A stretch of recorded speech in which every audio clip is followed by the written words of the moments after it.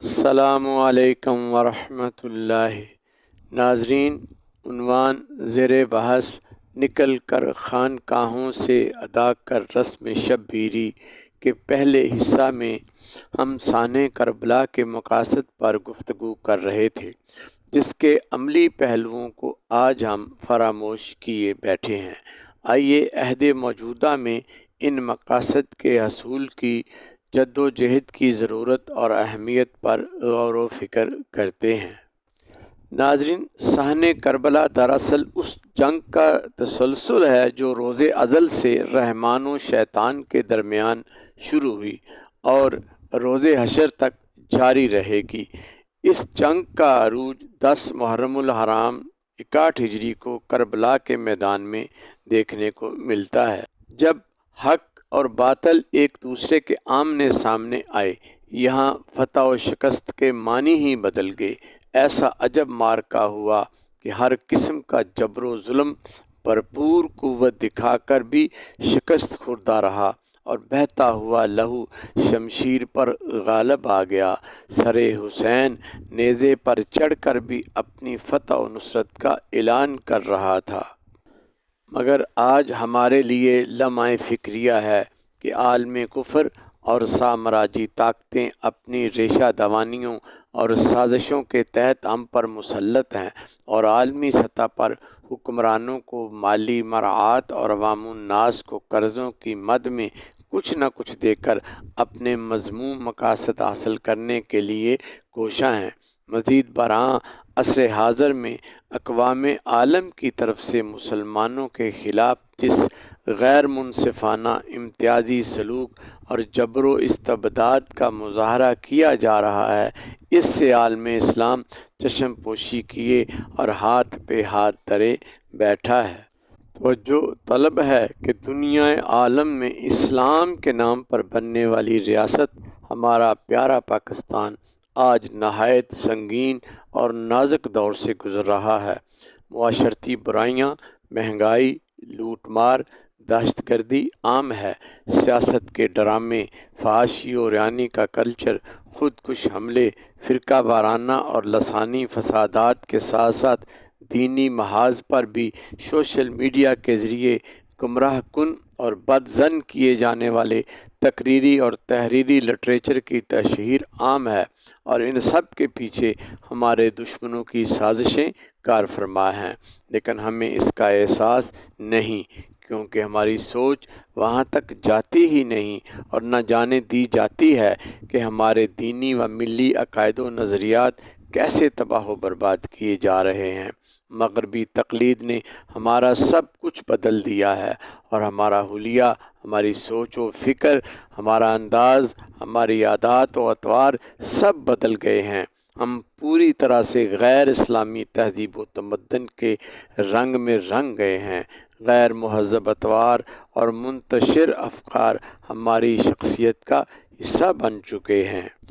دوسری طرف اگر ہم اقوام عالم میں عالم اسلام کو بنظر غائر دیکھیں تو دہائیوں سے کشمیریوں پر ہونے والے وحشیانہ تشدد، فلسطین پر غیر منصفانہ تقسیم کی آڑ میں ہونے والا ظلم و ستم، مظلوم عورتوں اور معصوم بچوں کی کیمیکل بارود سے ہونے والی لاکھوں شہادتیں، روہنگیا کے مسلمانوں پر ہونے والی ریاستی دہشت گردی، بلغاریہ، بوسنیا اور انڈیا وغیرہ جملہ ممالک کے مسلمانوں کو ایسے ہی سرعام تشدد کا نشانہ بنایا جا رہا ہے جیسے مشرکین مکہ نو مسلم صحابہ کو زد و کوب کرتے اور بالآخر موت کے گھاٹ اتار دیتے۔ القصہ پورے عالم میں جگہ جگہ مسلمان وحشت و بربریت کا شکار ہیں۔ اس ناانصافی اور ظلم کے خلاف اپنے دفاع میں آواز نہ اٹھانا ایک مومن کی شان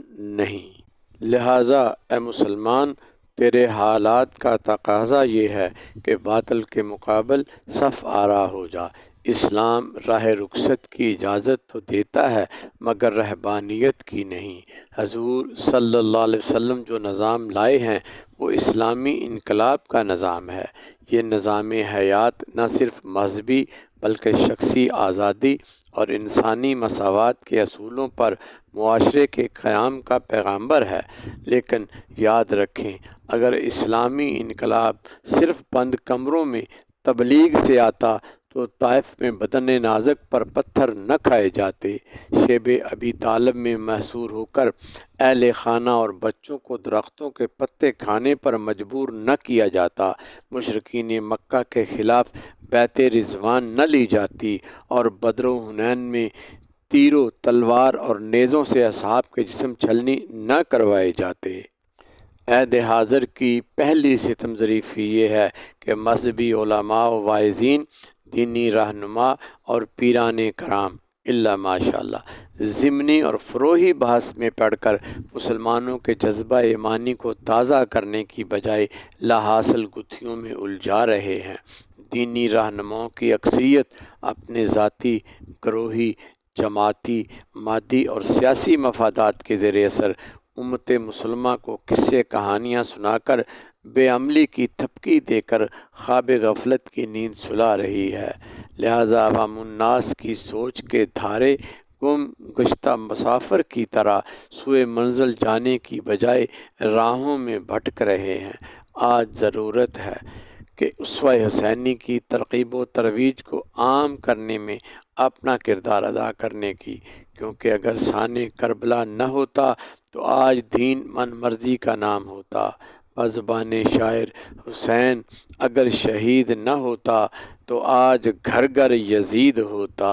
نبی کی سنت عیاں نہ ہوتی، خدا کے گھر میں اذان نہ ہوتی۔ ناظرین، شان کربلا دراصل عہد حاضر کے ان علماء و مبلغین، صوفیوں اور پیروں کے نام پیغام عمل ہے جنہوں نے امت مسلمہ کے اجتماعی مفادات کو اپنے ذاتی اور گروہی مفادات پر قربان کر دیا ہے، اور خاص طور پر مسند نشین ان پیران کرام کو جنہوں نے اپنے آپ کو اپنی خانقاہوں تک محدود کر رکھا ہے اور عملی دنیا سے کوئی سروکار نہیں رکھتے۔ ان سے کہا جا رہا ہے کہ تم اپنی خانقاہوں سے نکلو اور میدان میں آ کر امت مسلمہ کی عملی زندگی میں رہنمائی کا فریضہ انجام دو۔ مذہبی و دینی معاشرتی انقلابی جہد و کوشش کی اسی غفلت پر قلندر لاہوری علامہ اقبال نے بھی ان کو خواب غفلت سے جگانے کی کوشش اور جمود و بے عملی کو ترک کر کے راہ عمل اپنانے کی ترغیب ان الفاظ میں دی تھی کہ نکل کر خانقاہوں سے ادا کر رسم شبیری، کہ فکر خانقاہی ہے فقط اندھ دل گیری، تیرے دین و ادب سے آ رہی ہے بوئے رہبانی، یہی ہے مرنے والی امتوں کا عالم پیری۔ یعنی یہ جو تم خانقاہوں میں بیٹھ کر درویشی کی تعلیم دے رہے ہو، یہ تو مایوسی و ناکامی اور رنج و غم کے علاوہ کچھ نہیں۔ پیغام شہادت حسین یہ ہے کہ امام علی مقام کے کردار کے اس عظیم الشان پہلو کو اپنایا جائے کہ جس میں اگر وہ چاہتے تو عقیدت مند ان کے سامنے صبح و شام ہاتھ باندھے کھڑے رہتے، مگر انہوں نے راہ حق کے لیے راہ رخصت نہیں بلکہ راہ عزیمت کو اختیار کیا، اور اپنے خانوادہ کی قربانی کو اسلام کی حقانیت پر ترجیح دی۔ لہذا جملہ دینی مبلغین و قائدین اور صوفیاء و مسند نشین پیران کرام کے لیے کربلا کی عصری آگاہی یہی ہے کہ وہ اپنے خانقاہی نظام سے نکلیں اور محراب و منبر کے دینی رہنما علماء کرام اور مشائخ اعظام سے مل کر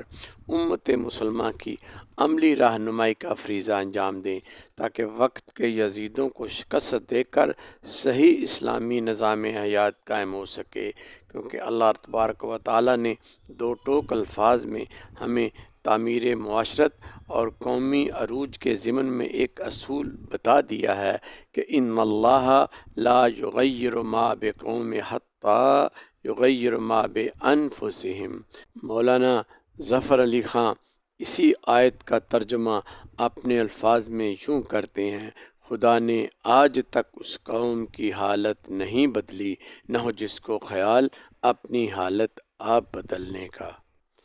القصہ پیغام کربلا میدان عمل میں اترنے کا متقاضی ہے۔ ہمارے دین اسلام نے ہمارے لیے جو مقاصد منتخب کیے ہیں ان میں دو اہم ترین ہیں۔ ایک یہ کہ اس دنیا میں رہتے ہوئے اپنے نفس کا تزکیہ کیا جائے، اور دوسرا اقامت دین کے حوالے سے جملہ امور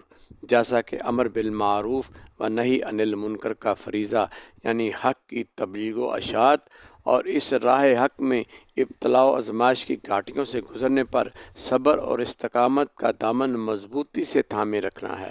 یہی رسم شبیری ہے کہ انسان معاشرے کے خیر و شر سے لا تعلق ہو کر نہ بیٹھ جائے اور ترک دنیا کے رویے کو چھوڑ کر